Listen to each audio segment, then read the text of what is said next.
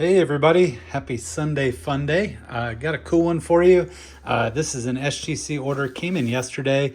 Have not opened it yet. I am excited to show you guys what's inside. We've just been really busy setting up for our first big vintage auction on Whatnot on Tuesday. We're going to start doing Whatnot a little more, trying to get off of the old Feebay, and it's a little more fun doing Whatnot, a little more interaction. You get to know some of the people you're buying and selling to. But this is a really cool one because this is an all vintage order, I believe. I think this was a bunch of really cool vintage. I showed the cards before I sent them off several videos ago. It's not a big order, but it is a killer one. So excited to show everybody. And these are all cards I purchased raw from different auctions. I'm going to save that one for last because that's the one I'm most excited about. So very first one, this is going to be a 1940 play ball. It's Harold Gorell, card number 127. And you can see the corners on this are nice and sharp, just color is off. And man, that one got a 3. That's pretty darn good. For a 1940 play ball, a 3 is like a 10 in a new card. It's a little bit off center left to right. I didn't expect a high grade, but a 3 for one of these is a fantastic grade. So we'll stick that aside. Next, we have a Jack Russell. This is a 1933 Gaudi, I believe. This is a 1933. This one had some kind of bleed through to the back because it's a red card. I have seen this before on the 33 Gaudis. I think that's pretty typical. Just when a card might get a little bit of humidity and that color bleeds through. But on the front, this card is really sharp for a 33, and it got a 2.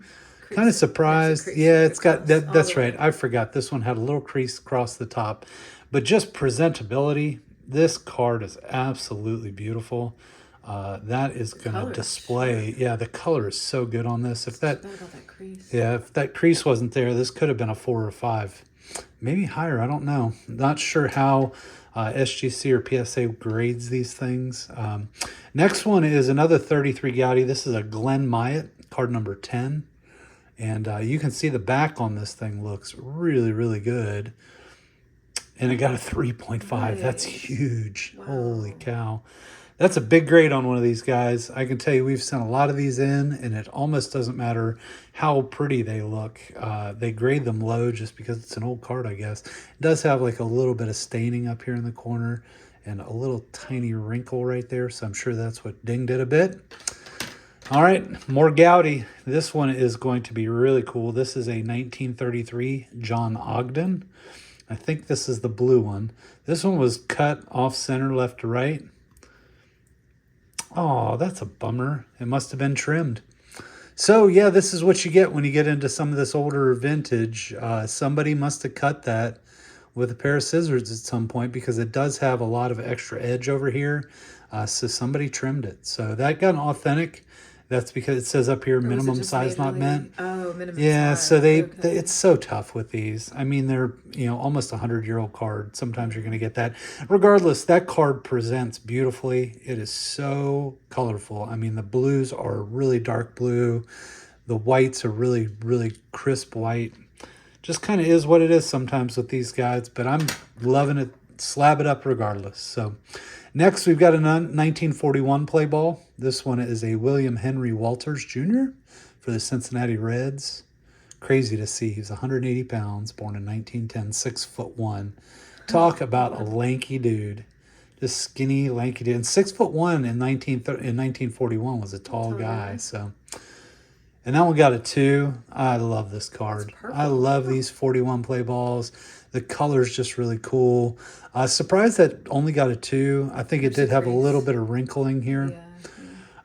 It's all about getting these things in the slabs. All right, next I have no clue. Oh, I know what this is. This is one of the stand-up cards. So I got really lucky and bought one of these in an online auction. Yeah, so it was on an online auction, and these things are notoriously hard to get in really good condition. I can't remember who it was. It might have been Rocky Calavito. But regardless, this one was darn good. I think I paid $5 for this thing. And it got a 6. Holy crap. What year is that? It's a 1964 okay. top stand-up Rocky Colavito.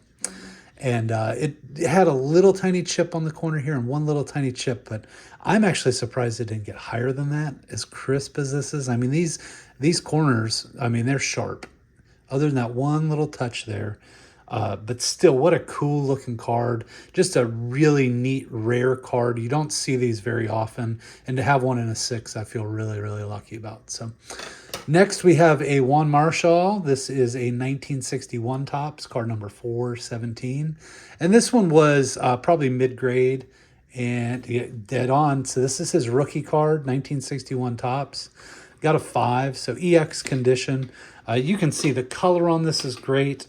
Just off center, had some touches on the corners there. Just, you know, it is what it is for a 1961 mid-grade card. But for his rookie, that's a big card, guys. I like this a lot. Don't know how much it's worth. I'm going to guess $100 to $150, maybe $200 on the high end. Have to look that up when we finish up. Next, this is a really freaking cool one. Another really rare card. This is a 1953 Dandy Potato Chips card. So what's funny about these, and now if you find a Mickey Mantle on one of these, I don't care what grade it is. This is a multiple $1,000 card. Even this one, it's probably, even if it's authentic, it's worth $50. So you'll see it's got a lot of like discoloration. That's because this was in a bag of potato chips. And I'm sure there was lots of oil on those potato chips in 1953. So this is Art Hudeman. And holy crap, we got a 2.5. That's actually one of the highest grades I've ever seen in one of these dandies.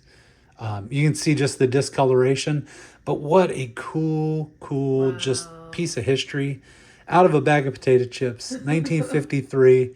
I'm very happy about that grade. I think that is fantastic. Next, here's a fun one. This is 1969 Dick Butkus, I believe, card number 139. And this one was pretty darn nice. It had a little bit of chipping along the edge there, just what you expect. And there you go, guys. That got a 6, so an EX near mint. Very well centered, just a good looking card. Dick Butkus back in his heyday when he was a young man still. Really cool looking card. And last but not least, guys, I absolutely love this card regardless. I've sold quite a few of these. I have one in my personal collection. This one I bought on an online auction, and it looked absolutely fantastic. So this is a 1961, or is that 1960 Roger Maris, card number 377, and this is a banger. Man, it got a 6. Yeah, I expected higher, but still, guys, I mean, I think you can see, look in the video, the color on this, the white on the edges is great. The corners look really good.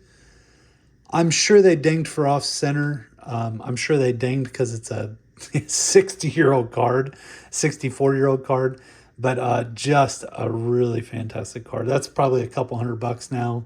I think I paid $50 for it at auction. So very cool, nice upgrade.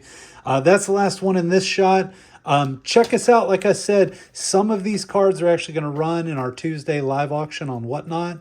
If you want to find us at Superfly77, I will grab real quick for you. If you want to join our live auction, jump in. You get $15 in Whatnot credit. All you have to do is scan this QR code.